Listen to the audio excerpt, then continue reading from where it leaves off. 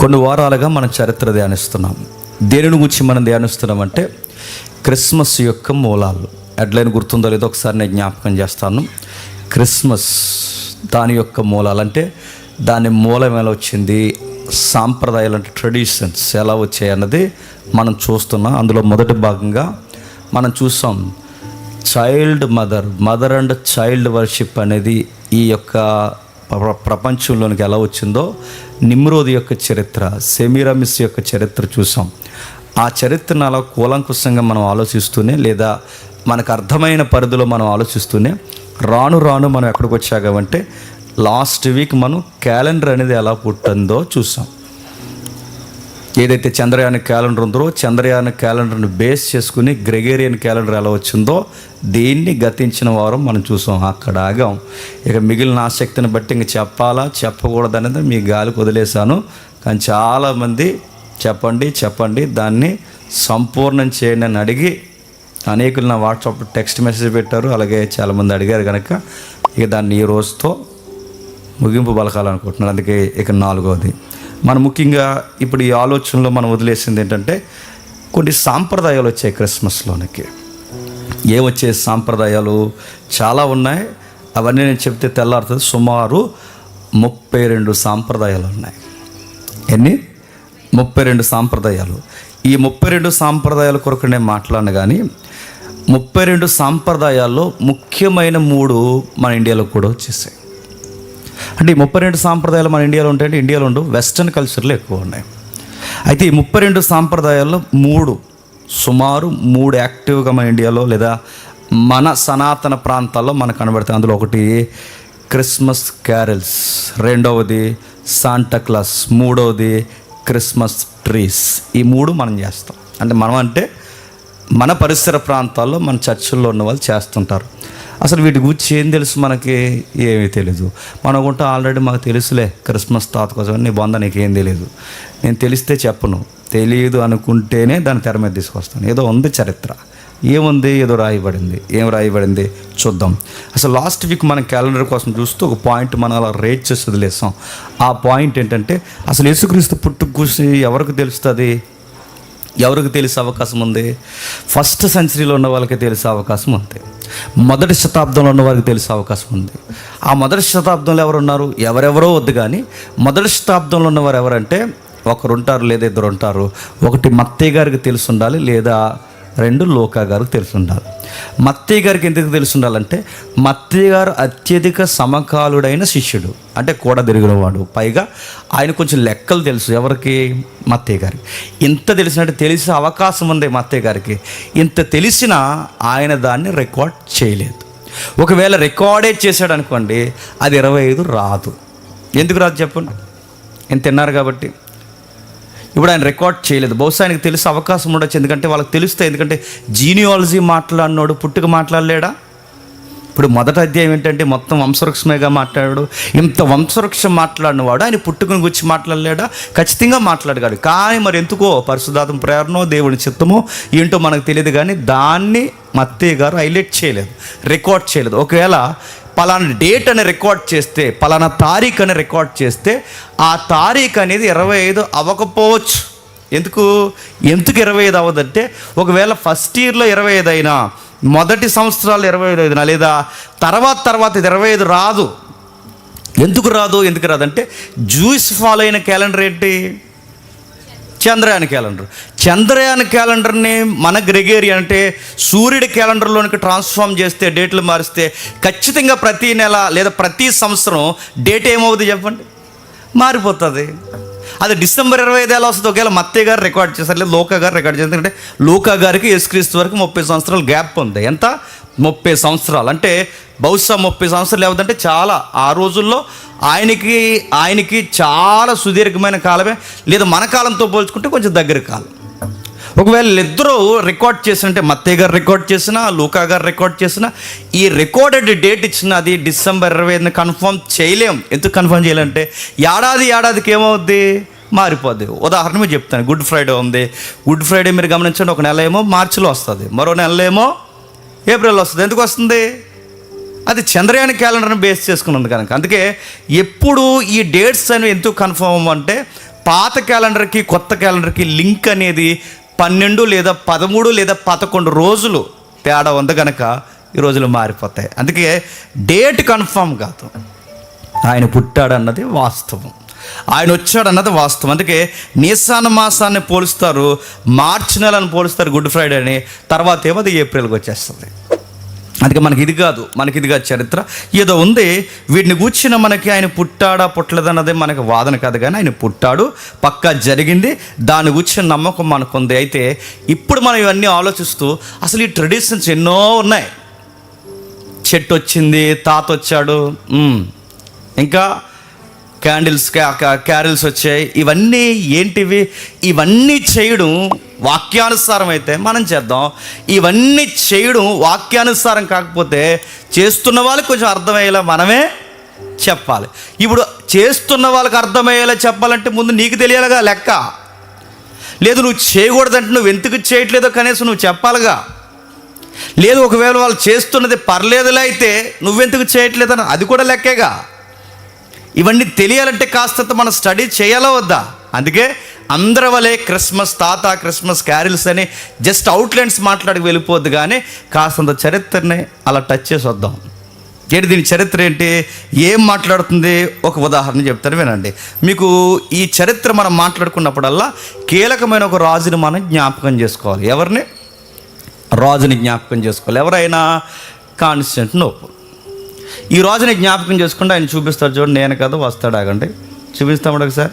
అదిగా ఆయనే కాన్స్టెంట్. ఆ రాజుని మీరు జ్ఞాపకం పెట్టుకోండి. ఈయన ఎప్పుడు వచ్చాడు క్రిస్టియానిటీలోనికి? చెప్పాలి. ఏదో జీకే బిట్లకి పక్కనే సైడ్ నుంచి ఆన్సర్ చెప్పినట్టు చెప్పాల్సి వస్తుంది మీకు. చెప్పండి. 3వ శతాబ్దంలో వచ్చాడు. ఎన్నో శతాబ్దంలో? 3వ శతాబ్దంలో. ఈయన 3వ శతాబ్దంలో క్రీస్తుని నమ్మేంత వరకు ఓసకోత జరిగింది. క్రైస్తవులు ఓసకోత. మైనులో ముంచి తగలట్టేశారు, గర్భాలు చీరేసి పిల్లల్ని వేసి కొట్టేశారు, ఎలుగుబంట్లకి ఇసిరేశారు, సింహాలకి ఇసిరేశారు. ఇక ఎంతగా రోమ్ కొలేసియంలో ఎంత నిష్ఠూర పెట్టాలో అంత రక్తము ఏర్లై పారేలా క్రైస్తవ్యాన్ని 3 శతాబ్దాల కాలం పాటు రాపిడికి గురిసేశారు.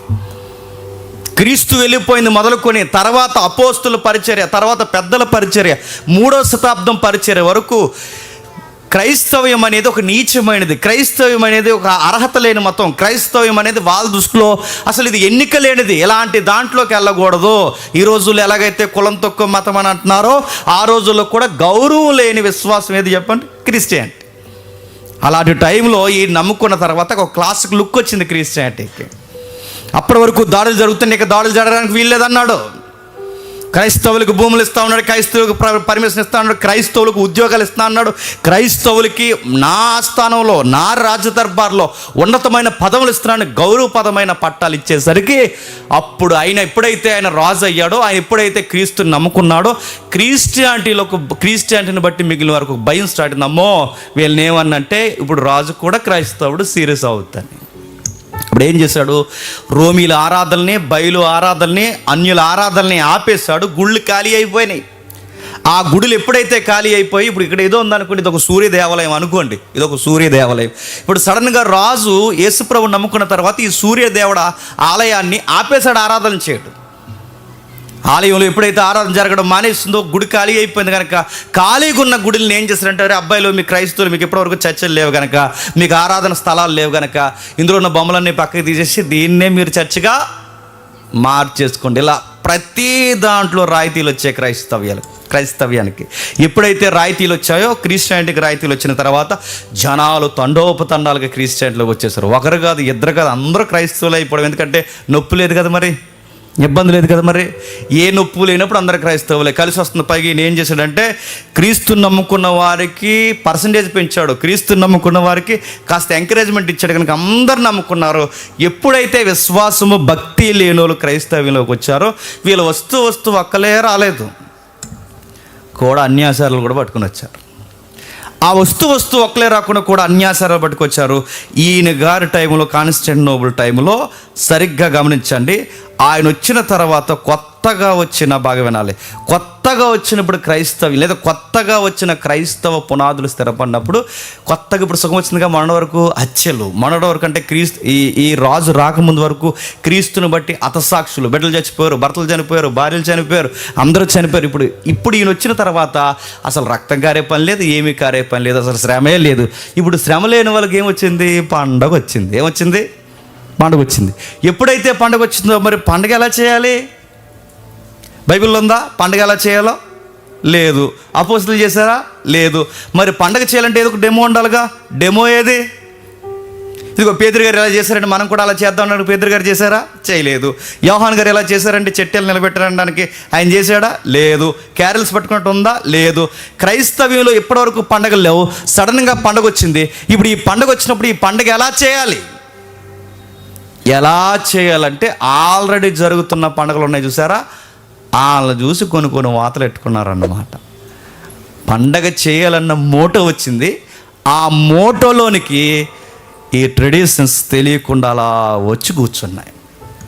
ఇప్పుడు కామెంట్ చేసాం మనం, అంటే ఇవి బయట నుంచి తెచ్చుకున్నాయంటారా జేమ్స్ బ్రదరు అని మీరు నన్ను అడిగితే, మీరు ఒప్పుకున్నా, నన్ను తిట్టుకున్నా, ఏమనుకున్నా, కొన్ని క్రిస్మస్లోనికి బయట నుండే వచ్చాయి. ఇది నచ్చినా నచ్చకపోయినా. మొదటిది మనం కౌంటర్ చేస్తున్నాం. క్రిస్మస్ క్యారల్స్ అనేవి దాని మూలం ఏంటి? క్రిస్మస్ యొక్క క్యారల్స్ అనే దానికి మూలం ఏంటి? నేను రాసుకు రాలేదు, గూగుల్ తల్లి ఇచ్చింది డేటా, చూపిస్తాడు చూడండి. స్క్రీన్ షాట్లు కూడా తెచ్చాను, ఒకసారి మీరు చూడండి.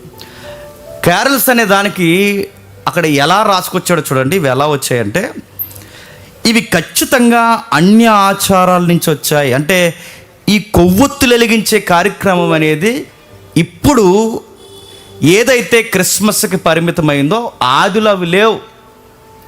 మరి ఎక్కడుండేవంటే యూరప్ సాంప్రదాయ ప్రాంతాల్లో ఉండేవట. ఎక్కడ? యూరప్ ప్రాంతంలో.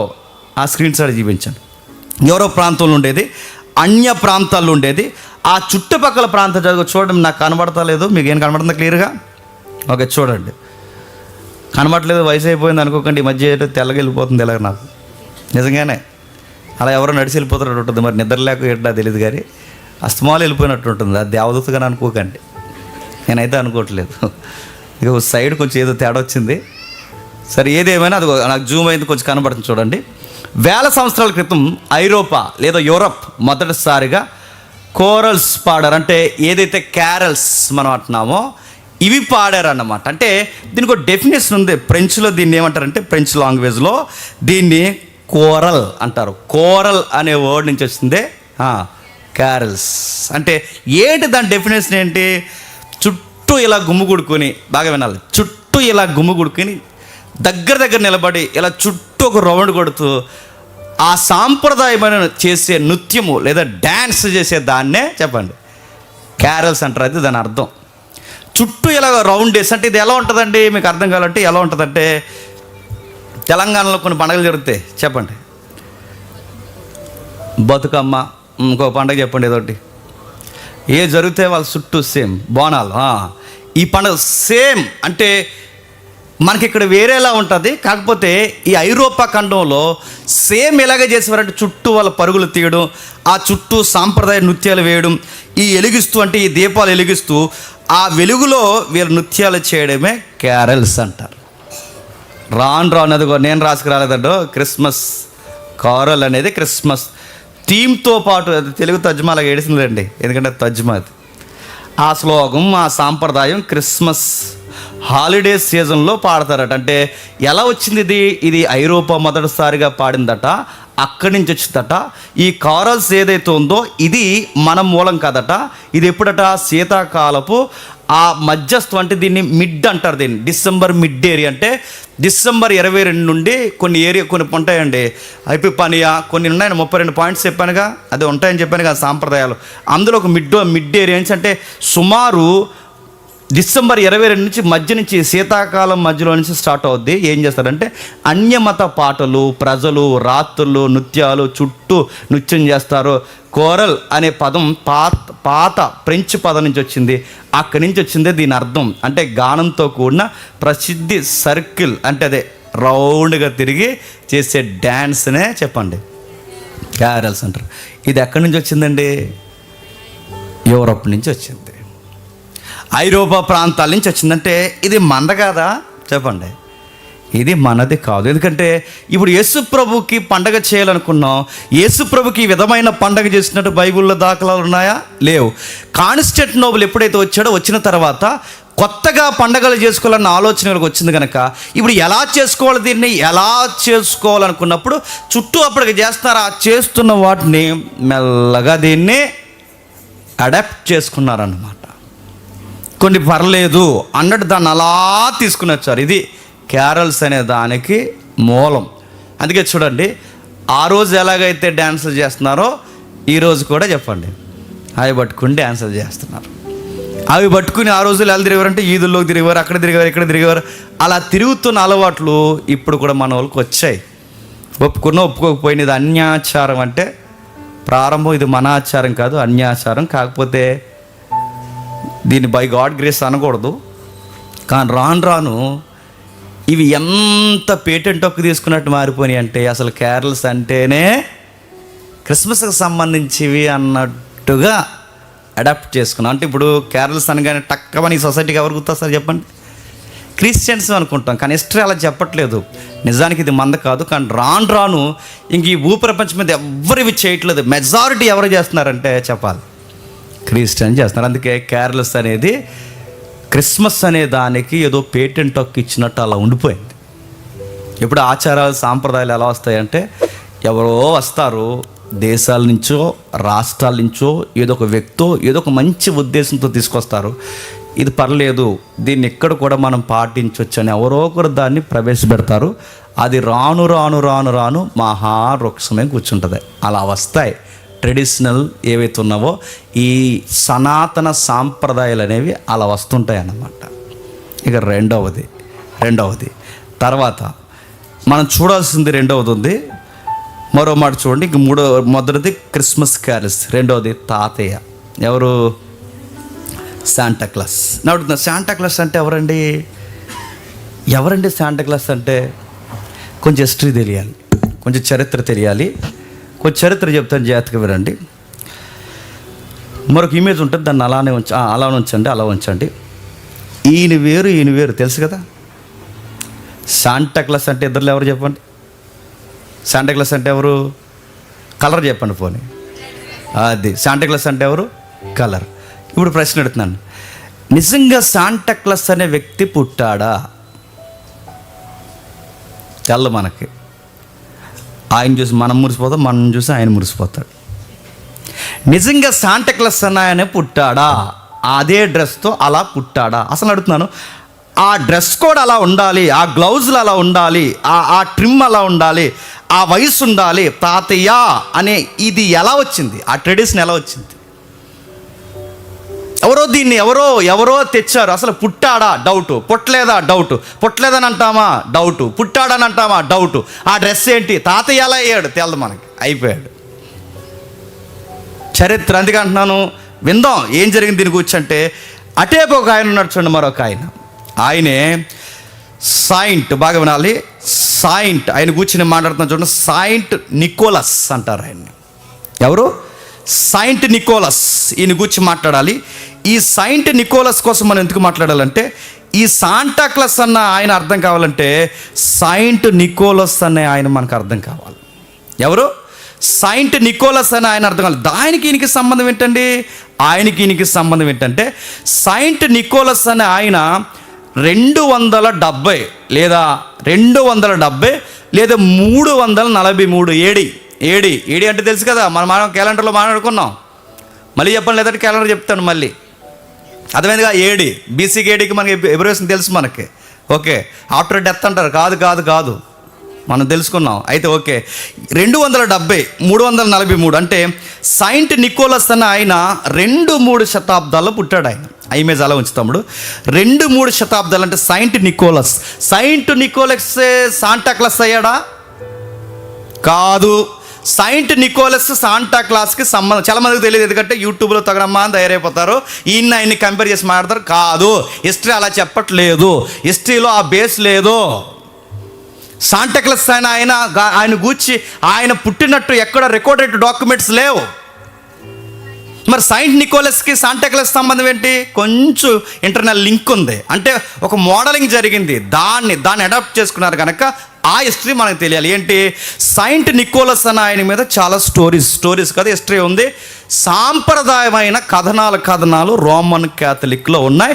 సెయింట్ నికోలస్ అనే ఆయన చరిత్ర ప్రకారం క్యాథలిక్ మాంక్. ఈయన కూడా క్యాథలిక్ మాంకే. ఈయన గురించి చాలా చరిత్రలు ఉంటాయి. ఎప్పుడైనా ఈయన గురించి సరదాగా చదవండి, నిజంగా చాలా ఆత్మీయంగా అనిపిస్తుంది. ఈయన దగ్గరికట పక్షులు అలా వచ్చి ఆయన బైబిల్ చదువుకుంటే భుజం మీద వాళ్ళు అలా వెళ్ళిపోయేవట, క్యాథలిక్ చెప్తుంది. ఇంకా భయంకరమైన తోడేళ్ళు ఉంటాయి చూసారా, ఆ తోడేళ్ళ మధ్యకెళ్ళి ఆయన గిరిజన ప్రజలకు లేదా ఏదైతే ఉన్నారో మారుమూల ప్రజలకు, రిమోట్ ఏరియా ప్రజలకు సువార్త చెప్పడానికి వెళ్ళినప్పుడు తోడేళ్ళు, పులులు, సింహాలు ఉన్నప్పుడు, దేవా నీ చిత్తము సువార్త చేయడం అయితే ఇదిగో నేను వెళ్తున్నాను, నేను ఎదుట నేను బాగుంటే వీటిలో నోర్లు నువ్వే మూయించు, లేదా వాటికి ఆహారంగానే నన్ను చేయని వెళ్ళిపోయినప్పుడు దగ్గరకు వచ్చి అలా పలకరించి వెళ్ళిపోయాడు. ఇలా ట్రెడిషనల్గా చెప్తారు ఆయన గురించి. అందుకే ఎప్పుడైనా ఈ సెయింట్ నికోలస్ కోసం కొట్టండి, ఆయన మీద పక్షులు అన్నట్టు ఇమేజ్లు కనబడతాయి. మీరు చూడండి గూగుల్లో, ఆయన దగ్గరికి తోడేళ్ళు వచ్చినట్టు, పులులు వచ్చినట్టు, ఇవన్నీ ట్రెడిషనల్గా మనకు కనబడతాయి. దీనికి బిబుల్ లేదా బిబిలికల్ వ్యూ ఈ టైప్ ఆఫ్ ఏమైనా ఉందంటే, దేవుడి మాట ఖచ్చితంగా జంతువులు వింటాయా వినవా? వింటాయడానికి బేస్ ఏంటి? నోవహు టైంలో జలప్రలయం వస్తున్నప్పుడు రెండంటే జంటలుగా వచ్చాయా లేదా? కాబట్టి దానియేలు దగ్గర నోరు మూయించిన వాడు, భక్తుల దగ్గర నోర్లు మూయించిన వాడు, కొన్నిసార్లు ఏమో మనకు తెలియదు, ఏ భక్తుడిని మనం జడ్జిమెంట్ చేయలేం. ఏమో ఏదైనా చిన్న విషయం ఏం కాదు, ఇంత ట్రెడిషనల్గా ఇంతలా క్యాథలిక్ మాట్లాడుతుందంటే బహుశా ఆయన మంచి భక్తుడై ఉండాలి, చాలా పవిత్ర. అందుకే సెయింట్ హుడ్ అనేది ఎవరికి పడతాడు? ఎవరు ఇస్తారా? సెయింట్ హుడ్ అనేది ఎవరికి ఇస్తారు? మహిమలకు మూలమైన వారికే సెయింట్ హుడ్ ఇస్తారు. మొన్న ఇచ్చారు మదర్ తెరేసా గారికి సెయింట్ హుడ్, తెలుసు కదా. అందుకే సెయింట్ అనే పదం ఎవరికి వాడకూడదు.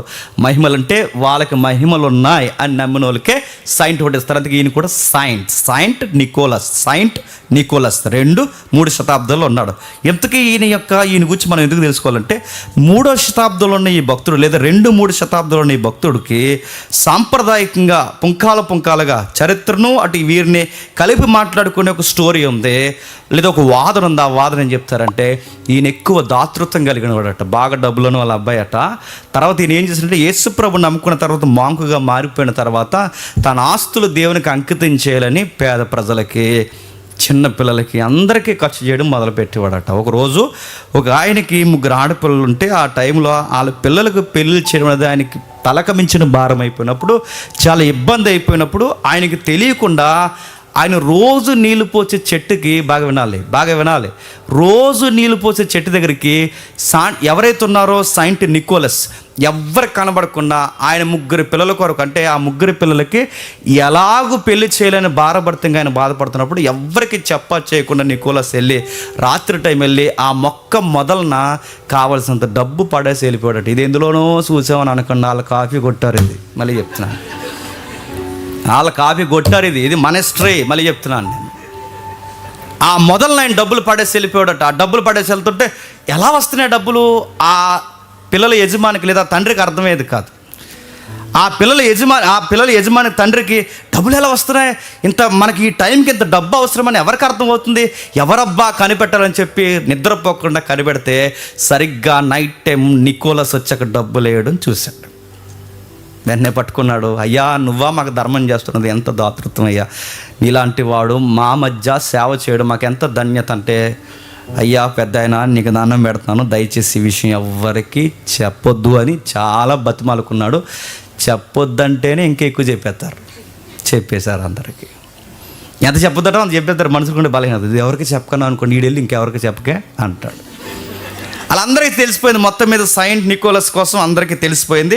అలా రాను సెయింట్ నికోలస్ కోసం ఎప్పుడైతే మాట్లాడారో, ఈ నికోలస్ కోసం మాట్లాడగా ప్రజలు కొన్ని విషయాలు తెర మీద తీసుకొచ్చారు. అంటే సెయింట్ నికోలస్ అనే ఆయన ఒకరోజు, బాగా వినాలి, ఒకరోజు ఆ తండ్రికి తెలిసిపోతే ప్రజలందరికీ చెప్పేసాడో లేకపోతే ఎలా వెళ్ళిపోయిందో మొత్తం మీద వెళ్ళిపోయింది.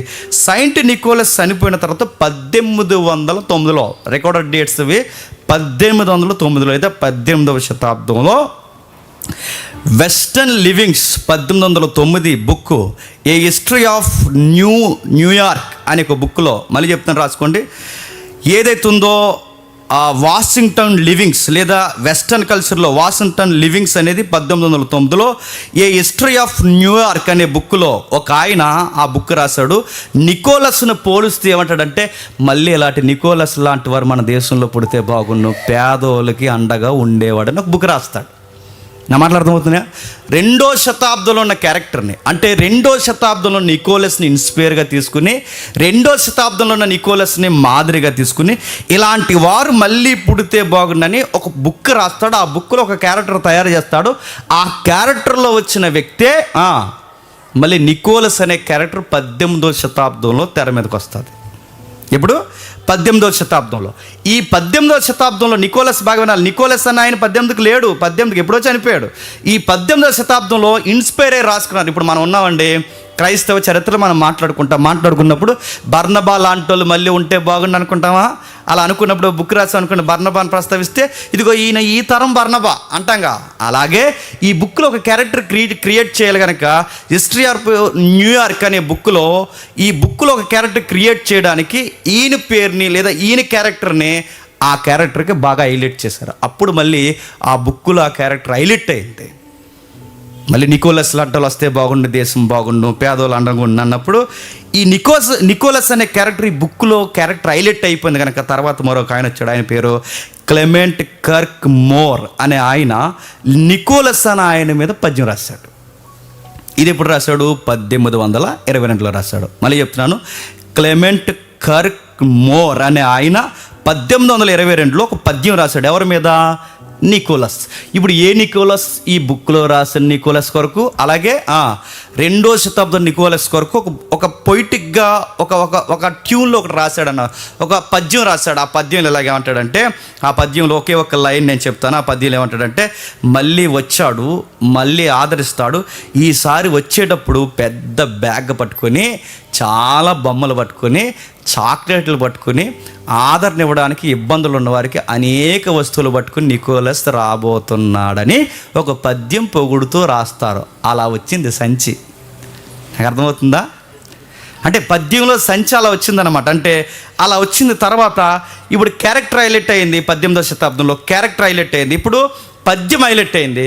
ఎప్పుడైతే ఇవి హైలైట్ అవుతున్నాయో కార్టూన్స్ గీసే వాళ్ళు ఎక్కువైపోతారు, తెలుసు కదా. ఈ కార్టూన్స్ గీయడానికి అసలు ఎలా పెడదాం? పెద్ద బ్యాగ్, పెద్ద ఆయన, అందరిని ఆదరించడానికి ఎలా చూద్దాం, అసలు ఎలాగా ఊహిస్తే బాగుంటుందని ఒక కార్టూన్ ఇమేజ్ గీశారు. ఆ కార్టూన్ ఇమేజ్నే క్రిస్మస్ తాత అన్నా, అదే శాంటా క్లాస్. ఒకసారి చూపించండి. అదిగో ఆయన. నిజానికి ఈయన లేడు. ఎవరు? ఇది ఊహ, ఇది ఊహ, అది నిజం. ఆ నిజమైన ఆయన క్యారెక్టర్ మైండ్లో పెట్టుకుని ఈ పద్యంలో మాట్లాడగా, పద్యంలో పెద్ద బ్యాగ్, పెద్ద సొక్కో, మనకు బొమ్మలు తెస్తున్నాడు, చాక్లెట్లు తెస్తున్నారు, అందుకే చాక్లెట్లు చల్లుతారు, బొమ్మలు తెస్తారు. ఇలాంటివన్నీ ఊహించుకుని ఇలాగ ఒక డిజైన్ చేశాడు. ఈ బొమ్మ వేసిన ఆయన ఎవరంటే, ఆర్టిస్ట్ ఎవరంటే థామస్ నాస్ట్ అనే ఆయన వేశాడు. ఎవరు? థామస్. ఇది ఎప్పుడు వేశాడు? 1862. అంటే బొమ్మలు పట్టుకున్నట్టు, చాక్లెట్స్ పట్టుకున్నట్టు, చాలామందికి ఏదో గుర్తు తెలియని ఒక పెద్ద ఆయన వచ్చి అందరికీ పంచుతున్నట్టు ఊహించి థామస్ అనే ఆయన గీసిన బొమ్మే చెప్పండి, శాంటా క్లాస్ అనే బొమ్మ. గుర్తుపెట్టుకోండి. నికోలస్ వేరు, చెప్పాలి, ఊహా చిత్రం వేరు. ఊహా చిత్రంలో క్యారెక్టర్ ఎవరుంటే బాగుంటుంది అనుకున్నారు? ఎవరుంటే బాగుంటుంది అనుకున్నారు? సైంట్ నికోలస్ క్యారెక్టర్ ఉంటే బాగుంటుందని ఊహించుకొని ఇలాంటి తాతయ్య మనకుంటే బాగుండని ఎప్పుడైతే దీన్ని హైలైట్ చేశారో మెయిన్ మ్యాగజైన్స్లో, మెయిన్ ఎడిషన్స్లో, ప్రింట్ మీడియా, ఎలక్ట్రికల్ మీడియాలో ఈ బొమ్మ హైలైట్ అయిపోద్ది. ఇప్పుడు ఒరిజినల్ బొమ్మ ఇది కాకుండా ఇంకోటి ఉంటుంది చూడడము. ఒరిజినల్ ఆయన గీసిన బొమ్మ ఒరిజినల్గా ఒకటి ఉంటుంది, పంపించాను నీకు లింకు. ఒరిజినల్గా ఒక బొమ్మ ఉంటుంది. ఆ బొమ్మ ఎగ్జాక్ట్ ఇప్పుడు ఆ బొమ్మకు తగ్గట్టే ఇప్పుడు అప్డేట్గా డ్రెస్లు వేసుకున్నారు. ఎర్ర డ్రెస్సు, ఆ లైట్గా ఈ వైట్ కలర్ బార్డరు, ఈ పెద్ద చంచి. మీకు యాక్చువల్లీ మీకు నేను చెప్పిన పాయింట్స్ అన్నీ మీకు అర్థం కావాలంటే ఆ ఇమేజ్ మీకు ఉంటే ఒరిజినల్ ఇమేజ్ నేను పెట్టాను, లింక్ పెట్టాను, ఒకసారి మళ్ళీ పెడతాను చూడు. ఆ ఒరిజినల్ ఇమేజ్ మనం చూస్తే మనకు అర్థం అవుద్ది. సింగిల్ లింక్ ఉంది చూడు, అది అనుకుంటా ఫస్ట్ది కదా అది. ఒక రెస్ట్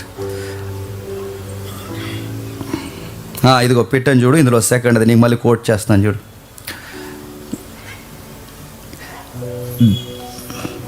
ఇది చూడండి. ఆ ఇమేజ్ని బట్టి శాంటాక్లాస్ అన్న ఆయన వచ్చాడు. అంటే ఆయన గీసిన బొమ్మ అది ఎగ్జాక్ట్ ఆయన ఎవరైతే గీసాడో అదే గీసిన బొమ్మ. అలా వచ్చాడు తాతయ్య మన దగ్గరికి. ఇప్పుడు చెప్పండి, బొమ్మలు పంచడం, చాక్లెట్లు పంచడం, అందరికీ చిన్న చిన్నవన్నీ ఇవ్వడం, ఇవి ఆనవాయితీగా బాగుంది అంటే ఇలాంటి క్యారెక్టర్ ఒకటి ఉంటే బాగుంటుందని క్రిస్మస్ అనే ఈ ఫెస్టివల్లోనికి బుక్కుల్లో ఉన్న క్యారెక్టరు, చరిత్రలో ఉన్న క్యారెక్టరు, ఊహించిన ఆ ఊహా చిత్రం నిజంగాని కొరకు కొంతమందికి వేసాలు వేసి ఆ వేసాలు వేసిన వారిని వెస్టర్న్ కల్చర్ చర్చిల్లోనికి సరదాగా తీసుకొచ్చారన్నమాట. అలా తీసుకొచ్చిన అలవాటు అమెరికాలో స్టార్ట్ అయితే ఆ అలవాటు ఇప్పుడు అందరికీ వచ్చింది. అది చూడండి, అది ఒరిజినల్ బొమ్మ, అది గీసింది థామస్ గీసిన బొమ్మ. చూసారా, ఎగ్జాక్ట్ అదే ఒరిజినల్ బొమ్మ. 1862లో గీసిన ఒరిజినల్ బొమ్మ అది. అదిగో పక్కన చిన్న టాయ్, ఆ పక్కన మళ్ళీ చాక్లెట్స్, ఆ పక్కన ఏదో ఉన్నాయి, ఇంకా నాకు తెలియట్లేదు, అవన్నీ కనబడుతున్నాయి చూడండి. అలా ఊహించి గీశారనమాట ఆ బొమ్మనే. రాను ఏమైపోయారంటే తాతయ్య అందరికీ చాక్లెట్లు పెంచితే ఏదో బాగుంది క్యారెక్టర్, సరదాగా పిల్లలు కూడా ముచ్చట పడతారని చెప్పి చర్చిల్లోకి దాన్ని తీసుకొచ్చారు. అందరికీ ఇలా పంచుతున్నట్టు చేయనట్టు. నిజానికి అందరికీ మోటో క్యారెక్టర్ ఎవరిదంటే నికోలస్ క్యారెక్టర్. నా మాట్లాడకపోతే నికోలస్ క్యారెక్టర్. ఆ నికోలస్ క్యారెక్టర్ని ఆత్మీయంగా అంటే ప్రేమించారు కనుక, ఆత్మీయంగా ప్రేమించారు. ఎలాంటి దాతృత్వం కలిగిన క్రైస్తవులు మనకు ఉండాలని అనుకున్నారు కనుక ఈ క్యారెక్టర్ని తెర మీద తీసుకొచ్చినప్పుడు సరదాగా చర్చిలో తీసుకొచ్చారు. ఆ సరదా ఇప్పుడు కాస్త మితిమీరిపోయింది. ఇదే క్రిస్మస్ తాత లేదా శాంటాక్లాస్ వేషం ధరించుకొని, ఇంక ఈ మాట నేను ఓపెన్గా అంటున్నాను, సినిమా సాంగ్స్ ట్యూన్స్ పెట్టుకొని అన్యజనుల మధ్యకు పోయి వాళ్ళని రేపుతూ వాళ్ళ మీద ఎటకారాలు చేస్తూ ఇదే వేషంలో ఉండి పిచ్చి డ్యాన్సులు వేస్తూ వాళ్ళ సంబరాల ముందు, వాళ్ళ బొమ్మల ముందు డ్యాన్సులు ఎలా వేస్తారో ఇదే శాంటాక్లాస్ పేరు అడ్డు పెట్టుకుని, ఈ ఊహా చిత్రాన్ని అడ్డు పెట్టుకుని ఈరోజు క్రిస్మస్ పేరు మీద ఈ కోతి చర్యలు చేస్తున్న వీళ్ళందరిని అంటానండి, ఖచ్చితంగా వీళ్ళు నరకానికి పాత్రులండి. ఎందుకంటే నికోలస్ అన్న ఆయనకు ఒక దాతృత్వం కలిగిన వాడు. శాంటాక్లాస్ అనేది ఒక ఊహా చిత్రం. పెద్దలు అనేది చిన్నపిల్లల కొరకు తెచ్చిన ఒక చక్కటి ఒక పాత్ర మాత్రమే. అది జస్ట్ ఎంటర్టైన్మెంట్కి మాత్రమే.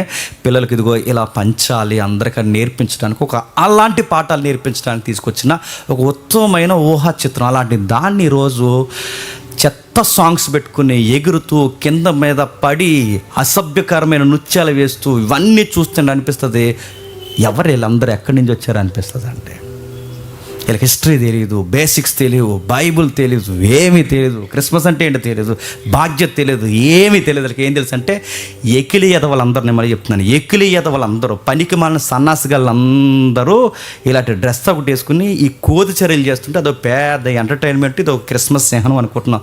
అగ్గెటెళ్ళండి ఇలాంటి వాళ్ళందరికీ నన్ను అడిగితే. ఎగిరి చర్యలు చర్చా లేకపోతే సంత? ఇది ఎకిలి చర్యలు చేయడానికి సంత చర్చా? అరే నికోలస్కి ఒక క్యారెక్టర్ ఉంది, ఆ నికోలస్ ఇన్స్పైర్ అయిన బుక్లో ఒక క్యారెక్టర్ ఉంది, ఆ బుక్లోంచి ఇన్స్పైర్ అయిన కార్టూన్ వేసిన వ్యక్తికి ఒక క్యారెక్టర్ ఉంది. వీళ్ళందరూ కలిసి ఒక దాతృత్వమైన ఒక క్యారెక్టర్ హైలైట్ చేశారు. నువ్వు లింగులింగమైన ఆశ సాకెట్లు వేసుకుని ఎవరిని అడవాడు చేద్దామనరా అని అడుగుతున్నాను నేను. ₹10 సాకెట్లు వేసుకుని వచ్చి అలా జల్లి నడుతున్నాను. ఈసారి ఇలా కనబడినప్పుడు కూర్చోబెట్టి ఆ క్యాప్ తీసి ఎవరైనా నువ్వు బాప్టైజం తీసుకున్నా అడగాలండి ఖచ్చితంగా. నేను నీ ముఖానికి రక్షణ లేదు, ఏమీ ఎరగదిద్దామన్నా, అసలు నీ శాంటాక్లాస్కి నికోలస్కి తేడా ఎట్లా అడగాలి? యాసం వేస్తున్నాడు. యాసాలు ఎక్కువైపోయాయి, దరిద్రాలు ఎక్కువైపోయి ఇవన్నీ వచ్చేసాయి. రాను భయంకరమైన పరిస్థితులను తీసుకొచ్చేసారు. పట్టుకుని దరిద్రపు వ్యాసాలని తీసుకొచ్చి బయటపడేస్తారు. ఇంకా ఏం జరిగాయి కొన్ని విషయాలు వచ్చాయి. మళ్ళీ ఇంకా తెరలోకి ఏమొచ్చాయంటే ఈ ట్రీస్ అనేవి వచ్చాయి. తర్వాత ఇంకో విషయం ఏదో నేను పాయింట్ మిస్ అయ్యాను, ఒకసారి నేను టచ్ చేస్తాను. ఇంకా మీకు అర్థం కావాలి అంటే కొన్ని విషయాలు నేను టచ్ చేస్తాను. ఈ శాంటాక్లాస్ విషయంలో జరిగిన కొన్ని పొరపాట్లే కాదు, కొన్ని మిశ్రితంగా తయారైపోయిన కొన్ని దరిద్రపు అలవాట్లు ఉన్నాయి. నెక్స్ట్ ఇంకా మనకు అర్థం కావాలి అంటే మనం మాట్లాడుకున్న వాటిలో ఈ క్రిస్మస్ క్యారల్స్తో పాటు ఒక పాయింట్ నేను మిస్ అయ్యాను. ఫ్రాన్సిస్ ఆఫ్ అసిస్ అనే ఒక ఆయన ఉన్నాడు. ఈయన ఏం చేస్తాడంటే ఈ 1223లో ఈయన ఎవరైతే ఉన్నారో ఫ్రాన్సిస్, ఈయన 1223లో స్కిట్లు వేయడం అనేది నేర్పించాడు. స్కిట్ అంటే ఏంటి? ఏ రోజుకి నైట్ వేయడం వెనకాల సున్నీ కట్టడం కాదు. ఎందుకంటే ఈ మధ్య ఏ రోజుకి నైట్ వేసేస్తున్నారు ఇంకే గొడవ లేకుండా. ఏ రోజుకి నైట్ ఆడు ఎంత సీరియస్ క్యారెక్టర్ అంటే నైట్ వేయచ్చాడికి, ఆడికి నైట్ వేస్తారండి. నాకు ఎంత బాధ అయిపోయిందో, పవర్ఫుల్ క్యాండిడేట్కి నైట్ వేస్తారేటని. గొర్రెల కాపురలనేమో కామెడీ యాక్టర్లు చేసి పడేస్తారు. అలాంటి స్కిట్లు వేయలేదు. 1223లో ఫ్రాన్సిస్ ఆఫ్ అసిసి అని ఏం చేస్తాడంటే నైటివిటీ స్కిట్, అంటే మన సాంప్రదాయానికి అనుకూలంగా కొన్ని కథాంశాలు, అంటే అనుకూలంగా ప్రజలకు అర్థమయ్యేలా ఇలా కొన్ని డ్రామాలు వేయాలి, ఇలా వేయాలని 1223లో ఇలాంటి డ్రామాలు వేసే విషయాలు తెర మీదకి హెల్దీగా తీసుకొచ్చింది ఈయనేనండి. ఎందుకంటే అప్పట్లో చదువులు తక్కువ, అర్థమవడం తక్కువ, బైబిల్ అందరికీ దగ్గర రావడం కూడా తక్కువ. వాళ్ళ టైంలో అందరికీ క్రీస్తు యొక్క సువార్త అర్థం కావాలని ఈ స్కిట్ అనే ప్రోగ్రాం తీసుకొచ్చింది ఈయనే. అందుకే ఈ తర్వాత ఎప్పుడైతే ఈ స్టోరీస్ పుంకాలుగా మరియమ్మ, యోసేపు, ఏరోదు ఇలాంటి క్యారెక్టర్లన్నీ ఎప్పుడైతే వస్తున్నాయో మరీ అలా స్టోరీ నడిచిపోతుంటే ప్రజలకు బోరు కొట్టేస్తుందని అనుకున్నారో ఏంటో తెలియదు, కానీ మధ్యలోకి సాంగ్స్ తెచ్చారనమాట. ఏం తెచ్చారు? సాంగ్స్, గీతాలు. అంటే ఇవి ఏ గీతాలు పేరెట్టారు వాటికి? ఇవి ఏం సాంగ్స్ అంటే క్రిస్మస్ సాంగ్స్ అన్నారు. వాళ్ళ దగ్గర నుంచి వచ్చినాయి ఈ క్రిస్మస్ సాంగ్స్ అని వచ్చి. ఈ సాంగ్స్ ఏం చేశారంటే ఈ సాంగ్స్ పెట్టుకుని సాంప్రదాయానికి అనుకూలంగా క్రిస్మస్ పాటలు రాయడం మొదలుపెట్టారు. వీటికి తగ్గట్టుగా 1410లో సాంప్రదాయాలకు తగ్గట్టుగా పాటలు రాయడం మొదలుపెట్టారు. ఎలా పాడేవారంటే మనకి ఎలా పాడతారంటే ఇప్పుడు మనకు సాంప్రదాయమైన పాట ఉంటుంది, మీకు గుర్తుందో లేదు? మా ఇంటి పేరు పశువులు పాక, పక్కింటి పేరు ఒలీవ కొండ, ఎదురింటి పేరు ఒలీవ తోట. ఏ పాట ఉందో ఇప్పుడు సాంప్రదాయం పాట భలే ఉంటుంది. ఇంకా కొన్ని పాటలు ఉంటాయండి చాలా సాంప్రదాయంగా, అంటే మనకు తగ్గట్టుగా రాసిన పాటలు ఉన్నాయి చూసారా, అలాగే అప్పుడు పాటలు రాసేవారు అన్నమాట. అంటే మనకు అర్థమవుతున్న విషయాల్లో మనకు అర్థం కాని విషయాన్ని చొప్పించి దానికి ఒక ట్యూన్ ఇచ్చి దాన్ని ఒక పద్యంలాగా రచనలా పెట్టి సువార్తను అందులోకి చొప్పించి నడిపించేవారు. అలా చక్కగా హెల్దీగా ఆ రోజుల్లో తీసుకొచ్చారు. ఈరోజు ఆ సొక్క ఎందుకు పుట్టిందో తెలియదు, వీడికి సందడి ఎందుకు వచ్చిందో తెలియదు, వీడు ఎందుకు ఎగురుతాడో తెలియదు, ఇది ఏటో ఆడవాడేటో తెలియదు, ఆ పొగ ఎందుకు వస్తుందో తెలియదు, ఆ లైట్ ఎందుకు ఆరిపెత్తారో తెలియదు, గొడవ ఏంటో తెలియదు. ఈ సిగ్గులేని ఆఫ్ డ్రెస్ వేసుకుని ఎగురులాట్లేటో మనకి ఏం అర్థం అవ్వదు. సొక్క పుట్టింది అక్కడ పెక్క పుట్టింది బయట. ఇదే గొడవ, ఇదే బేస్లు, ఇవే ఎంటర్టైన్మెంట్ ప్రోగ్రాంలు అయిపోయింది తప్ప ఇందులో అడుగుతున్నాను, ఇందులో ఒక మెసేజ్ ఏది? క్రిస్మస్ సాంగ్లో ఒక మెసేజ్ ఏది? ఈరోజు క్రిస్మస్ సాంగుల్లో మెసేజ్లు ఉన్నాయా? ఫోక్ సాంగ్స్ ఎక్కువ ఉన్నాయి ఈరోజు. క్రిస్మస్ సాంగ్లే కాదు, మామూలుగా మనకి క్రిస్టియన్ ట్రెడిషనల్ సాంగ్స్లో కూడా మెసేజ్ ఉందా? బేస్ ఎక్కువైపోయింది, అడావిడ ఎక్కువైపోయింది, అనవసరమైన మ్యూజిక్లు ఎక్కువైపోయినాయి, వెళ్ళాల్సిన వాక్యపు భాగం రచన లైన్స్ తక్కువైపోయినాయి. అందుకే వాళ్ళు హెల్దీగానే స్టార్ట్ చేశారు. రాను క్రిస్మస్ పాటలు బయటోళ్ళు పాటలు లాగే తయారయ్యాయి. ఇంకా ఏం చేయాయి? ఇక్కడ నుండే 1410 నుండే ఇక్కడ నుండే ఈ ఏదికల మీద వేసే నాటికలు కాస్త, ఈ ఏదికల మీద పాడే పాటలు కాస్త మెల్లగా ఈదుల్లోకి వెళ్ళి పాటలు పాడుతూ డ్యాన్స్లు వేయడం, ప్రోగ్రాం చేయడం మొదలెట్టారు. ఆ వీధుల్లోకి వచ్చిన వాళ్ళకి ఇప్పుడు ఈదెక్కి ఏ రంగం చేస్తున్నాయి. ఇప్పుడు ఇలా వచ్చాయండి ట్రెడిషన్స్ అన్నీ. క్యారెల్స్ ఎలా వచ్చాయో మనకు అర్థమవుతుంది. నెక్స్ట్ శాంటాక్లాస్ ఎలా వచ్చాడో మనకు అర్థమవుతుంది. నికోలస్ ఎవరో మనకు అర్థమవుతుంది. ఇంకా ఇప్పుడు మనకు అర్థమవుతుంది చెట్టు, క్రిస్మస్ ట్రీ. అసలు దీని గొడవ ఏంటి? ఈ క్రిస్మస్ ట్రీ గొడవ ఏంటి? ఒకసారి వీలైతే దాన్ని ఏమన్నా ఇమేజ్ ఉందా క్రిస్మస్ ట్రీ? ఒకసారి దాని ఇమేజ్ చూద్దాం. ట్రీ కోసం ఒకసారి చూద్దాం. క్రిస్మస్ చెట్టు మన వాళ్ళు ఏం పెడతారంటే ఏది పడుతుంది పెట్టేస్తారండి. ఏది గుబురుకుంటే దానికి పెట్టేస్తారు లైటింగ్, దానికి పెట్టేస్తారు 4 స్టార్లు.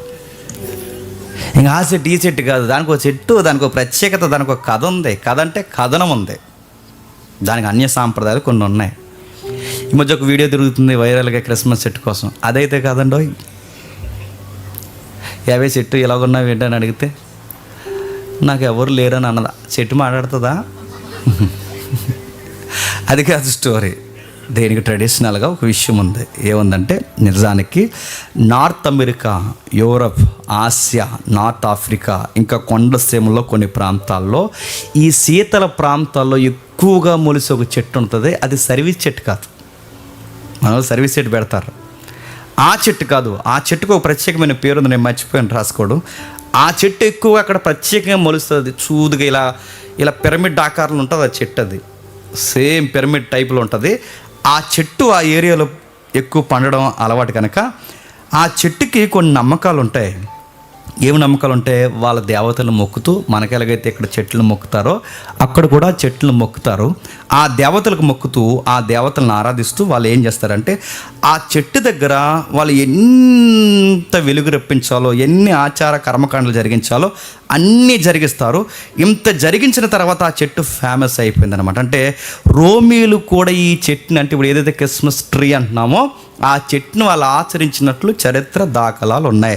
మరి మనకు ఎలా వచ్చింది ఈ చెట్టు అంటే కొంచెం మనకు వాదనలు ఉన్నాయి. వాదనలు ఏమున్నాయంటే, రిఫర్మేషన్కి మూలమైన మార్టిన్ లూథరన్ గారు ఉన్నారుగా, ఫైటర్. లూథరన్ గారి మీద ఒక కథ ఉంది, దానికి బేస్ రెఫరెన్స్ కూడా చూపిస్తారు. వాళ్ళు అంటారు, నేనేం స్థిరపరచట్లేదు. లూథరన్ గారట ఈ ఏరియాలో, ఈయన కూడా ఈ జర్మన్ ఏరియాకి సంబంధించిన లూథరన్ గారు, ఈ ఏరియాలో ఎక్కువ ఉంటుంది ఇది. ఈ ఏరియాలో ఈయన వెళ్తున్నప్పుడు క్రిస్మస్ టైంలోనే అలాగా రోడ్డు మీద ప్రయాణం చేస్తున్నప్పుడు ఎందుకో ఆ రోజు నక్షత్రాలు ఎక్కువగా ఆయన కనబడినప్పుడు, ఆ నక్షత్రాల్లో నుంచి చెట్లు, అంటే ఈ పొదల్లో నుంచి ఆ నక్షత్రాలు కనబడుతున్నప్పుడు ఆయనకు ఒక థాట్ వచ్చిందట, బహుశా రోజు మెస్సయ్య పుట్టినప్పుడు కూడా నక్షత్రాలు ఇంత గుబురుగా ఉన్నాయేమో అని. నా బిడ్డలకి నక్షత్రాలు, అంటే నక్షత్రం నడిచింది క్రీస్తుని గూర్చి చెప్పడానికన్నా నా బిడ్డలకు కూడా ఒక స్టోరీ, నా చుట్టూ ఉన్న చిన్న బిడ్డలకు ఒక స్టోరీ చెప్పాలనుకుని మార్టిన్ లూథరన్ గారు ఆ చెట్టు కొమ్మ నరికి ఇంటికి పట్టుకెళ్ళి దాన్ని ఒక మొత్తాబు చేయించి కొన్ని నక్షత్రాల్లా కట్టి ఆ నక్షత్రాలు చూపిస్తే, ఏంటి డాడీ లేదా ఏంటి అంకుల్ అని అడిగినప్పుడు, ఇవేంటంటే అమ్మ, ఆ రోజు క్రిస్మస్లో కూడా, అంటే మొదటి ప్రభు పుట్టుకలో నక్షత్రాలు చాలా కీలక పాత్ర పోషించాయి. ఇలాగే అనడానికి ఒక డెమో చూపించడానికి పిల్లల కోసం పెట్టిన అంట అదొక స్టోరీ అంతే. హిస్టరీలో ఇంకేముందో దీనికి మూమెంట్ అంటే, బోనిఫేస్ అనే ఈయన కూడా ఒక సువార్థికుడు.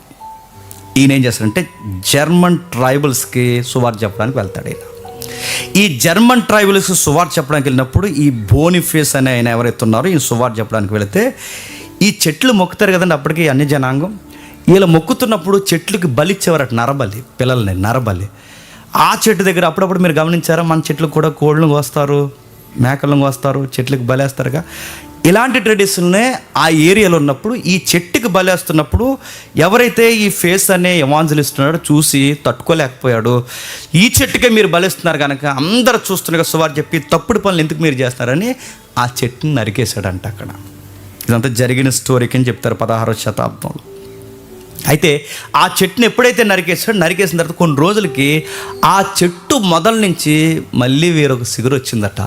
ఆ చిగురుని బేస్ చేసుకుని ఆ యెషయా గ్రంథం చిగురు అనే పదం ఉంటుంది చూసారా, దానికి దీనికి కలిపి ఓ క్రిస్మస్ మెసేజ్ చెబుతూ, మన కొరకు బలైపోవాల్సింది మీ పిల్లలు నా పిల్లలు కాదు, మన కొరకు బలైపోయింది ప్రభు అయిన యేసుక్రీస్తు, ఈయన దేవుని కుమారుడు, ఆయన చనిపోయాడని దాన్ని బేస్ చేయడానికి, ఇదిగో పిల్లలు ఇంతమంది చెట్టుని బట్టి మీరు చాలామంది చంపేశారు కనుక ఇది ఒక చేదు జ్ఞాపకంగా నేను ఎప్పుడు జ్ఞాపకం చేస్తానని ఆ చెట్టుని జ్ఞాపకం చేస్తూ ఒక డెమోగా పెట్టి వాళ్ళకి చెప్పేవాడంట. అలా వచ్చింది చెట్టు. అందుకే చూడండి, అన్యులు బాగా ఆచరించిన ఆచారాల్లో ఆ చెట్టు ఉంటుంది రోమిలకి. మనం ఎలాగైతే మామిడాకులు ఆకులు ఎలా కడతామో వాళ్ళకు కూడా ఇంటికి ఏదన్నా శుభకార్యం జరిగినప్పుడు ఆ చెట్టుని ఎక్కువ వాడతారన్నమాట.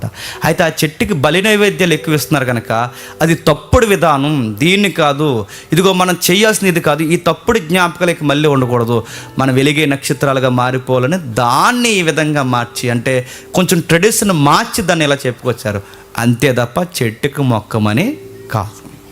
ఇప్పుడు చెప్పండి, క్రిస్మస్ ట్రీ కూడా ట్రెడిషనల్గా వచ్చిందే, శాంటా క్లాస్ కూడా ఊహించే ట్రెడిషనల్గా వచ్చిందే చెప్పాలి. సెయింట్ నికోలస్ హిస్టరీలో మూమెంట్ నేను అడుగుతాను, ఎక్కడన్నీ ఇవి బైబిల్లోంచి వచ్చినాయండి? అలా వచ్చాయి కొన్ని అలా వస్తాయి. ఇప్పుడు 2024లో ఉన్నామండి, ఇంకో నెల పోతే 2025లోకి వెళతాం. ఇంకో 20 ఏళ్ళు పోయిందనుకోండి, ఇంకో 25 సంవత్సరాలు పోతే 2050కి వెళతాం. 2050కి ఎంత అప్డేట్ అయిపోద్దండి ప్రపంచం, అప్పటికి ఇంకెన్ని వస్తాయో మనకు తెలియదు. అలా వెళ్ళే కొలిది ఫస్ట్ ఏమనిపిస్తుంది అంటే అది తప్పు అనిపిస్తుంది, తర్వాత ఏమనిపిస్తుంది అంటే పర్లేదులే అనిపిస్తుంది అనమాట. అలా వచ్చినాయి ఇవన్నీ. మీకు ఉదాహరణ చెప్తాను. రేడియో వచ్చిన కొత్తలో అంట క్రైస్తవులు రేడియో వినకూడదు అనేవారట. రేడియో వింటే అది సాతాను, వినకూడదు అనేవారట. కానీ రాను ఆ రేడియోలోనే సువార్తలు చెప్పారు. టీవీ వచ్చిన కొత్తలో అనేవారట క్రైస్తవులు, చెప్పండి, టీవీ చూడకూడదు అన్న. రాను ఆ టీవీలోనే సువార్త చెప్పడం అంటే ట్రెడిషన్స్ అనేవి లేదా కల్చర్తో పాటు ట్రెడిషన్స్ అనేవి ఎలా వచ్చేస్తాయి అంటే అలవాటు చేసుకుని దాన్ని కూడా మనం ఎలా మలుచుకుంటాం, సువార్త బేస్మెంట్లుగా మలుచుకుంటాం. అలా పెద్దలు అంగీకరించారు. మరి మీ ఒపీనియన్ ఏంటన్నా అని నన్ను అడిగితే నాకు ఫీలింగ్ ఉంది. ఆ ఫీలింగ్ ఏంటంటే ఈ చెట్టు అయినా, చెట్టుకి మొగ్గకూడదు, ఈ చెట్టు అయినా, శాంటాక్లాస్ అయినా, ఇంకా వచ్చిన ఈ కొన్ని సాంప్రదాయాలు ఇవేవైనా నాకు తెలిసి ఇవేవి రక్షణ పోగొట్టవండి. నా ఫీలింగ్ ఇది. ఒకవేళ తప్పైతే నేను సరి చేసుకుంటాను. నాకు తెలిసి ఇవేమి రక్షణ పోగొట్టేంత ప్రమాదకరమైనవి కదా. రక్షణ ఎప్పుడు పోతుందో చెప్పనా? అసలు క్రీస్తుని ఎలాగన్నా జ్ఞాపకం చేసుకుంటున్నారు వీళ్ళు. నీ ముఖానికి ఏడాదిలో ఒకసారి కూడా జ్ఞాపకం రావట్లేదు చూసావా? అసలు క్రీస్తు త్యాగము, బలి, ఆయన చిత్తము ఏది జ్ఞాపకం లేకుండా నిస్సారంగా అలా ఉండి వెళ్ళిపోతుందో చూసావా? నీకే ప్రమాదం, గుర్తుపెట్టుకో. ఏదో ఒక విధంగా ఆయన జ్ఞాపకం చేసుకుంటున్నారో కొన్ని పరిధులు మనకు అర్థం వల్ల ఇవి వాక్యాన్ని దాటి వస్తున్నాయి అన్నప్పుడు దాన్ని కంట్రోల్ చేసి ఆపాలి. అందుకే మనం చూడండి, మనము క్రిస్మస్ అనే ఒక అడ్వర్టైజ్మెంట్ ఇస్తాం, చర్చిలో మనం కూడా క్రిస్మస్ చేస్తాం. కానీ వీటన్నిటిని ఆ బౌండరీ దాటి లోపలికి రానిస్తామా? మన దగ్గర చెట్టు ఉండదు, పొట్ట ఉండదు, ఇంకా చెప్పండి పొట్టేసుకున్న శాంటాక్లాస్ కూడా ఉండడు, ఎవరు ఉండరు. మరేముంటుంది మన దగ్గర అంటే చెప్పండి? సత్యము తప్ప ఇంకేం చెప్పం. క్రిస్మస్ ఎట్టినా సత్యమే చెప్తాం, గుడ్ ఫ్రైడే ఎట్టినా సత్యమే చెప్తాం, ఈస్టర్ ఎట్టినా సత్యమే చెప్తాం. అసలు నువ్వు ఏది పెట్టినా మన మోటో ఎలా ఉంటే చెప్పండి, వాక్యమే చెప్తాం అంతే. కాకపోతే జనాలకి ఆ ఫీల్ ఉంది కనుక డిసెంబర్ నెల వచ్చేసరికి అదో రకమైన ఫీలింగ్ వస్తుంది కనుక ఆ ఫీలింగ్ని ఏం డిస్టర్బెన్స్ చేయకుండా ఆ ఫీలింగ్లోనే క్రీస్తు ఎందుకు వచ్చాడో వాళ్ళకి అర్థమయ్యేలా చెప్తాం. అయితే 2 వాదాలు వస్తాయి, ముగించేస్తాను. వెంటనే కొంతమంది ఏమంటారంటే, అంతే బాగా చెప్పారు కానీ జేమ్స్ గారు ఇండైరెక్ట్గా మీరు ఎంకరేజ్ చేస్తున్నారు వీళ్ళని అన్నారు. వెంటనే నాకు రెఫరెన్స్ చూపిస్తారు. రెఫరెన్స్ చెప్పిన గలతీలకు రాసిన పత్రిక చూడండి ఒకసారి. గలతీలకు రాసిన పత్రిక 4వ అధ్యాయం, గలతీలకు రాసిన పత్రిక 4వ అధ్యాయం 10-11 వచ్చిన చూడండి ఒకసారి.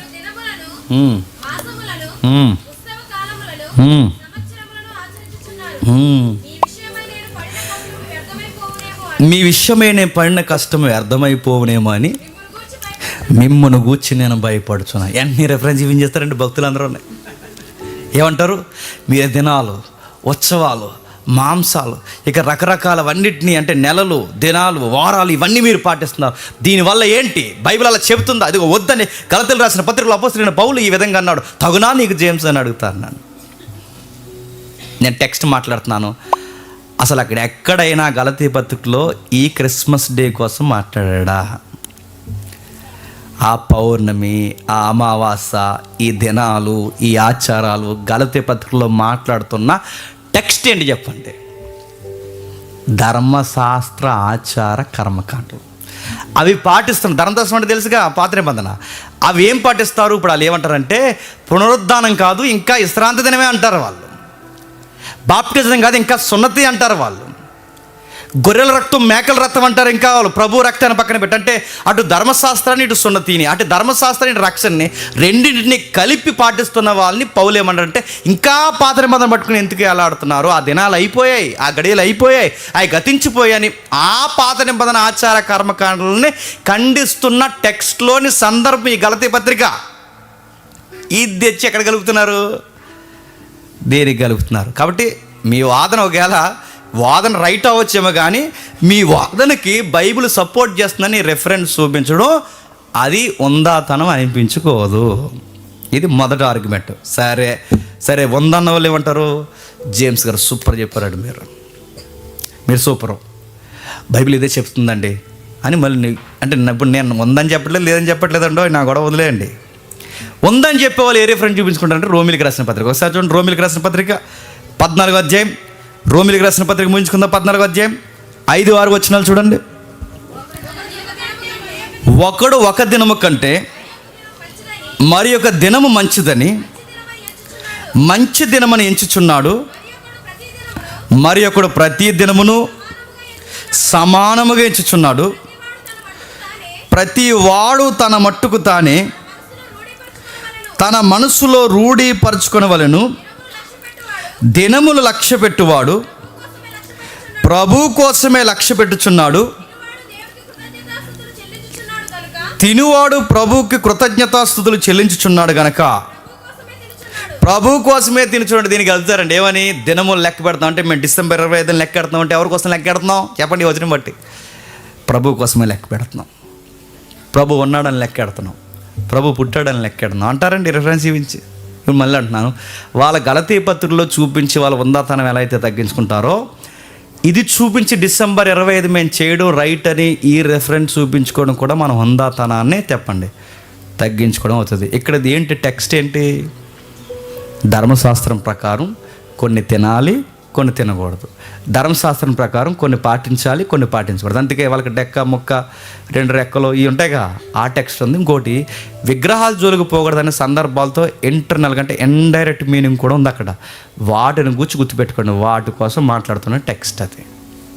వాటి కోసం అంటే ఇప్పుడు ఈ టెక్స్ట్ నువ్వు ఉపయోగించుకోవడానికి లేదు చెప్పండి, ఈ టెక్స్ట్ నువ్వు ఉపయోగించలేదు.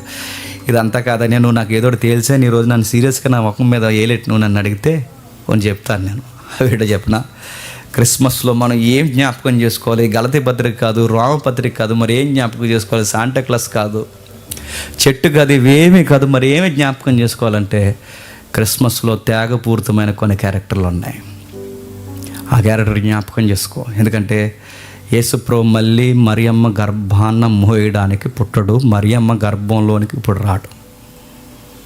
మరియమ్మను ఇప్పుడు మోయడానికి కాదు, మరియమ్మను ప్రతిరోజు గుర్తుపెట్టుకోండి, మరియమ్మను ప్రతిరోజు ఆయన సిలువ మీద అసూలు బాసేంత వరకు మరియమ్మను పొడుస్తూనే ప్రభు అయిన యేసుక్రీస్తు వారు తన జీవితంలో వచ్చారు.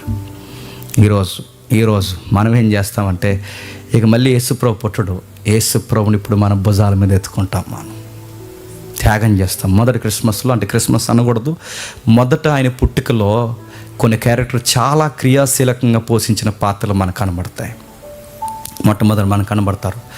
అర్ధాంతరంగా తన పెళ్ళి ఆగిపోయిన ఒక 17 ఏళ్ళ ఆడపిల్ల కనబడుతుంది. తన ప్రభు కొరకు తన లైఫ్ని రిస్క్లో పెట్టింది చూసారా? అలాంటి ఆడపిల్ల మళ్ళీ కావాలి.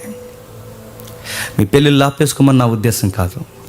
అంత కమిట్మెంట్ అంటే దేవుని కొరకు మీ క్యారెక్టర్ని, దేవుని కొరకు మీ బలాన్ని, దేవుని కొరకు మీ టాలెంట్ని, దేవుని కొరకు మీ నాలెడ్జ్ని, దేవుని కొరకు పెట్టుబడి పెట్టే మళ్ళీ మరియమ్మ లాంటి వీర వడితలు కావాలి. ఇప్పుడు నేను దేవుని కోసం చదువుతాను, నేను దేవుని కోసం ఉద్యోగం కొడతాను, నేను దేవుని కోసం ఘనంగా ఉంటాను, నేను క్రైస్తవ బిడ్డనే ఘనమైన సాక్ష్యం కలిగి ఉంటాను, నేను దేవుని కొరకు జీవిస్తానే కమిట్మెంట్ ఉన్న ఆడపిల్లలు కావాలి. ఇప్పుడు మరియమ్మలు కావాలి. మళ్ళీ చూస్తే ఇంత చక్కగా ఉన్న ఎవరండి ఈ పిల్లని కానీ పలానోళ్ళ పిల్ల కాదండి, తక్కువ ఆన్సర్ చెప్పాలి.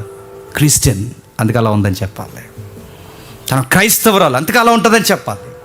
నీ కట్టు బొట్టు, నీ మాట, నీ వ్యవహారం, నీ నడక, ప్రతి దాంట్లో నువ్వు క్రీస్తుని స్పష్టంగా చూపించాలి. ఆ రోజు గర్భాన్ని మోసి ప్రపంచానికి చూపించింది మరియమ్మ, నీ బతుకులో చూపించు ప్రభు అయిన యేసుక్రీస్తు వారిని. వయసులో ఉన్న తల్లులకి. రెండవది, యోసేపు అనే అబ్బాయి ఉన్నాడు, కమిట్మెంట్ ఉన్న అబ్బాయి. తన మ్యారేజ్ ఒక్కసారిగా తన జీవితం ఎన్నో కళ్ళగా అన్నాడు, తన భార్యతో ఇలా ఉండాలి, అలా ఉండాలని. ఒక్కసారి కళ్ళని ఆవిరైపోయాయి. కళ్ళకు రివర్స్ జరుగుతుంది. ఇప్పుడు ఏం చేయాలి? నీ కళ్ళకు పూర్తి ఆపోజిట్ నిందలు, ఇబ్బందులు, సమస్యలు. క్రీస్తును రక్షించడానికి, క్రీస్తును కాపాడడానికి, నిందలు మోయడానికి ఒక యవనస్తుడు ముందుకు వచ్చేసాడు. క్రీస్తుని అలా కాపాడుకున్నాడు. ఆ గర్భంలో ఉన్నప్పుడు క్రీస్తుని అలా కాపాడుకున్నాడు. నీ చర్చ్, నీ కళ్ళ ముందు ఇంత చర్చ్ ఉంది, ఈ చర్చ్ కొరకు నీ వయసుని, నీ బలాన్ని, నీ అందాన్ని, నీ యొక్క సమయాన్ని ఈ చర్చ్ కొరకు నువ్వు ప్రొటెక్షన్గా వాడగలవా? క్రీస్తును ప్రకటించడానికి సమాజం ఇదిగో నా యవనేచ్ఛల నుండి నేను దూరంగా జరిగి, నా కళల నుండి నేను దూరంగా జరిగి, నా కోరికల నుంచి నేను దూరంగా జరిగి, ఇదిగో నా దేవుని కొరకు, ఇదిగో నా దేవుని యొక్క సువార్తకి ప్రొటెక్షన్గా నేను నిలబడతానని ఒక యోసేపులా మళ్ళీ నువ్వు ఉండగలవా? ఇది రియల్ క్రిస్మస్. మరియమ్మను చూడు తన క్యారెక్టర్, యోసేపుని చూడు తన కమిట్మెంట్. ఇంకా ఎవరున్నారు? మాసిపోయిన గడ్డాలు, మాసిపోయిన వస్త్రాలు, మాసిపోయిన బట్టలు వేసుకుని ఒక పూట తినక, గవర్నమెంట్ లెక్కల్లో లేనోళ్ళు, కనీసం ఎన్నికల్లో లేనోళ్ళు, ఏమాత్రం ఏ ఫంక్షన్కి సరిగ్గా పిలవబడని గొర్రెల కాపర్లు, సామాన్యులు, ఏమాత్రం ఎవరికి లెక్కలేనోళ్ళు, అలాంటి వారిని దేవుడు పిలుచుకుంటే రగిలి ఉజ్జీవంతో ఎగిరెగిరెళ్ళి సావుకి ఎదురు నిలబడి, ఆ రోజుల్లో దేవుడు పుట్టాడన్న కత్తి మీద దేవుడు పుట్టాడని చెప్పడం, ఆ రోజుల్లో దేవుడు మెస్సయ్య నజరేతులో మరియమ్మ గర్భాన్ని పుట్టాడు, ఆ నజరేతులుగా పేద కుటుంబంలో ఆ పల్లెటూరు అమ్మాయి గర్భాన్ని పుట్టాడని, దావీదు పట్టణమందు నేడు రక్షకుడు పుట్టాడు, దానికి మేమే సాక్షులమని అడ్వర్టైజ్మెంట్గా 5 లీటర్లుగా పరిగెట్టారు. నువ్వు వాళ్ళని ఇన్స్పైర్ చేసుకో. నేను చెప్పగలనా, నాకు అంత సీన్ ఉందా, ఇలాంటి దిగజారులు మాటలు మాడేసి నేను కూడా చెబుతానని గొర్రెల కాపులు పరిగెట్టారు. నేను కూడా ఎన్నికలో లేరు వాళ్ళు. మీరు అనుకుంటారు మనకేమాత్రం చదువు ఉందండి, మనకేమాత్రం ఉద్యోగం ఉందండి, మనకేమాత్రం టాలెంట్ ఉందండి, మనం ఎందుకండి, మనమేం చేయగలం, నిన్ను నువ్వు కొంగ తీసుకోకు. ఎందుకంటే ఎన్నిక లేని వారు, చేతగానాలు, నీచులైన వారు, లెక్కల్లో లేని పాత్రలే దేవుడికి కావాలి. ఎందుకంటే ఏ మనుష్యుడు దేవుని యొక్క అతిశయింపకుండునట్లు నత్తివారిని కూడా దేవుడు ఎంపిక చేసుకుని ఘనంగా వాడుకుంటాడు. నువ్వు రెడీయా అడుగుతున్నాను, నువ్వు రెడీయా? ఏం చేస్తారు వాళ్ళు? బయటికి వెళ్ళి ప్రభు కొరకు అడ్వర్టైజ్మెంట్ చేస్తారు. ఏమని? పలుకులో కేసరని చెప్పారా? ఏమని చెప్పారు? బయటికి వెళ్ళి దిక్కుమాల ఒక పానపారి అడ్వర్టైజ్మెంట్ కొరకు షారుఖ్ ఖాన్, సల్మాన్ ఖాన్, ఆ ఖాన్, ఈ ఖాన్, బొందకాలను అందరూ తయారవుతున్నాడు దిక్కుమాల పలుకుల్లో కేసర్ ఉందని చెప్పడానికి. నీకు అడ్వర్టైజ్మెంట్ క్రెయిన్ ఒక్కడి కోసం కాదు, నీ అడ్వర్టైజ్మెంట్ రకరకాల వాటి కొరకు కాదు. నీ అడ్వర్టైజ్మెంట్ ఎవరి కొరకు తెలుస్తున్నా? నీ రాయల్ ప్రీస్ట్ ఉన్నాడు, ఆయనే నీ రాజు అయిన యాజకుడు ఉన్నాడు, ఆయన కొరకు చెప్పు. ఎవరి కోసం చెప్తున్నారు అంటే నా రాజు కోసం చెప్తున్నాను. ఎవరి కోసం చెప్తున్నారా? నా ప్రభు అయిన యేసు కోసం చెప్తున్నా. చెప్పు వెళ్ళి. అంతంత రోజు కూలీలు చిన్న పనులు చేసుకుని గొర్రెలు కాసుకుంటున్న వాళ్ళే సమస్తం వదిలి ప్రభు కొరకు పరిగెడితే, రోజు కూలీ చేసుకున్న వాడు వెనకాల సరైన వాడికి అకౌంట్స్లో డబ్బులు లేనివాడు దేవుడి కొరకు అంత సువార్త చేస్తే మొదటి శతాబ్దంలో నీకు అన్నీ ఉన్నాయి, చక్కగా సుఖంగా సాగుతున్నాయి, 3 పూట్ల చక్కగా తింటున్నావు. ఏ గంట అయినా ఆయన గురించి ఈ క్రిస్మస్ సీజన్లో ఒక్కడికి సువార్త చెప్పిన దాఖలాలు ఉన్నాయి నీకు. ఎన్నికలో లేని వాళ్ళు, మాసిపోయిన గడ్డాలు వేసుకున్న వాళ్ళు సువార్త చెప్పారు. ఏది నీ కడుపులో మధ్య కూడా కదలట్లేదు, నువ్వు ఎక్కడైనా సువార్త చెప్తున్నావా? మొదటి క్రిస్మస్లో ఏం తీసుకుంటావంటే మరియమ్మని చూడు, యోసేపుని చూడు, గొర్రెల కాపుని చూడు, ఇంకెవరున్నారు? సుమయోన్ అనే ఒక ప్రవక్త ఉంటాడు. నిజంగా ఆశ్చర్యంగా ఉంటుంది ఆయన మాట చదువుతుంటే. ఒకసారి చూడండి, లూకాసు సువార్త 2వ అధ్యాయం 25వ వచనం. లూకాసు సువార్త 2వ అధ్యాయం 25వ వచనం ఒకసారి చూడండి. లూకాసు సువార్త 2వ అధ్యాయం 25వ వచనం. యెరూషలేమునందు సుమయోను అనే ఒక ప్రవక్త ఉండెను. అతడు నీతిమంతుడు, భక్తిపరుడై ఉండి ఇశ్రాయేలు యొక్క ఆదరణ కొరకు కనిపెట్టువాడు. సీనియారిటీగా నడుతున్నాను. వయసు మళ్ళీ ఎవరైనా ఉంటే మీకు సవాల్ చేస్తున్నాను నేను. నీ ముందు ఇంత యువత పాడైపోతుంది, నీ ముందు ఇంత సమాజం పాడైపోతుంది, ఈదులో పాడైపోతుంది, నీ ఊర్లో పాడైపోతుంది, నీ గడ్డాలు మెరిసాయి, నీ మీసాలు మెరిసాయి, నీ తల మెరిసింది. ఇంతమంది మెరుస్తుంటే నీ ఊరు రక్షణ కొరకు ఏ రోజన్నా నీకు సేమ కుట్టినట్టుందా? ఆ వయసు అయిపోయిన పెద్ద ఆయన చూడు, ఎవరి కోసం బతుకుతున్నాడు? నా మనవడి కోసం, నా మనవరాల కోసం. ఎవరి కోసం బతుకుతాను అంటలేదండి, ఆయన ఎవరి కోసం బతుకుతున్నాడు చూడండి. ఇశ్రాయేలు ఆదరణ కొరకు కనిపెట్టువాడు. ఈ ఊరు ఎప్పుడు బాగుపడుతుందో, ఈ దేశం ఎప్పుడు బాగుపడుతుందో, ఈ దేశానికి రక్షణ భాగం ఎప్పుడు దొరుకుతుందా అని ఆ సీనియర్ అలా కనిపెడుతున్నాడంట. మిమ్మల్ని అడుగుతున్నాను నేను, మీరు ప్రవక్తలు కాకపోయినా కనీసం మీ ఊరు బాగుపడాలని ఇలాంటి సుమేల్ లాంటి ఆలోచన కలిగిన వ్యక్తులుగా మీరు పోషించగలరా? క్రియాశీలకంగా మీ పాత్రను పోషించగలరా? అందుకే చూడండి, ఇశ్రాయేలు ఆదరణ కొరకు కనిపెట్టువాడు, పరిశుద్ధాత్మ అతని మీద ఉండెను. అతడు ప్రభు యొక్క క్రీస్తును చూడకమునుపు అతను మరణము పొందడని అతడు పరిశుద్ధాత్మ. అదండి తన లైఫ్ మీనింగ్. ఈ ఊపిరి ఇంకా ఎవరి కోసం కొట్టుకుంటుంది? ఈ గుండె ఇంకా ఎవరి కోసం కొట్టుకుంటుంది? ఈ శరీరం ఇంకా ఎవరి కోసం పనిచేస్తుంది? ఈ చేతులు ఎవరి కోసం పనిచేస్తున్నాయి? నీకు వయసు అయిపోయినా ఇంకా నడుస్తున్నా, కర్ర వేసుకుని ఎవరి కోసం నడుస్తున్నావంటే ఆయన అన్నాడట, ఆ మెస్సేజ్ ఎప్పుడు వస్తారో ఈ రెండు కలుతో ఆ మెస్సేజ్ని చూసి చివరికి ఒక మెసేజ్ చెప్పి, ఒక ప్రసంగం చెప్పి, ఆ ప్రభువుని చూసిన తర్వాత నా చేతులతో ఎత్తుకుని, ఆ దేవుడిని, శరీరంగా వచ్చిన దేవుడిని చేతులతో పట్టుకుని దేవుడికి ఒక ముద్దు పెట్టి, ఆ రోజు నేను చనిపోతే చాలండి, ఆ ఒక్క క్షణం కోసం నేను బతుకుతున్నా అన్నాడట.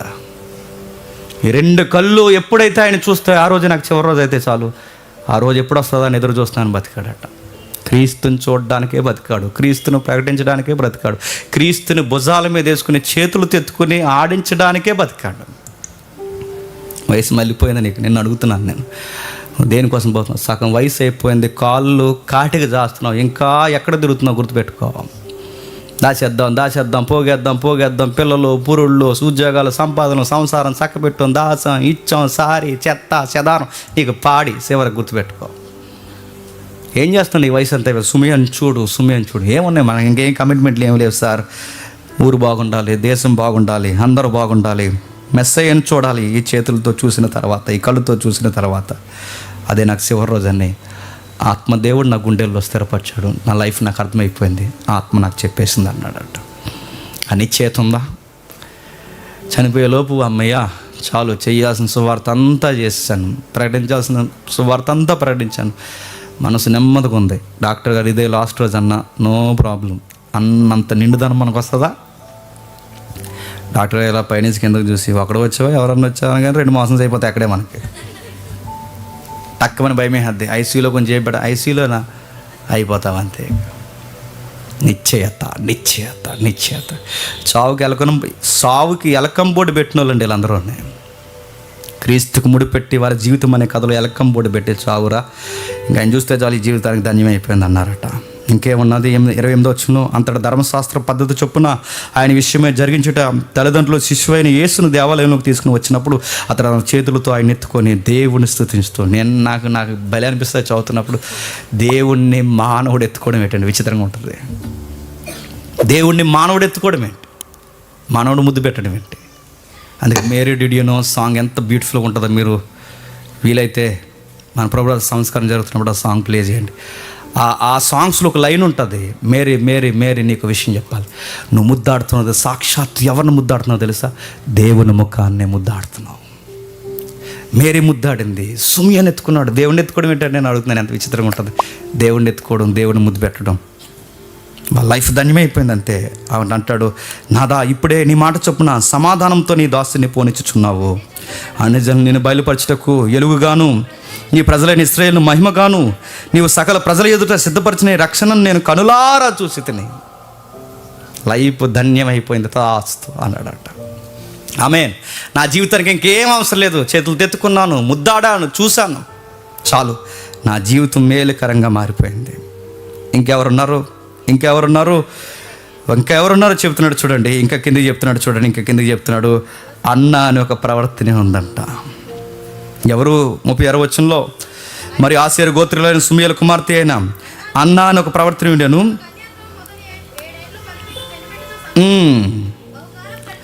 ఎవరు? వాళ్ళ తండ్రి పేరు ఏంటంట?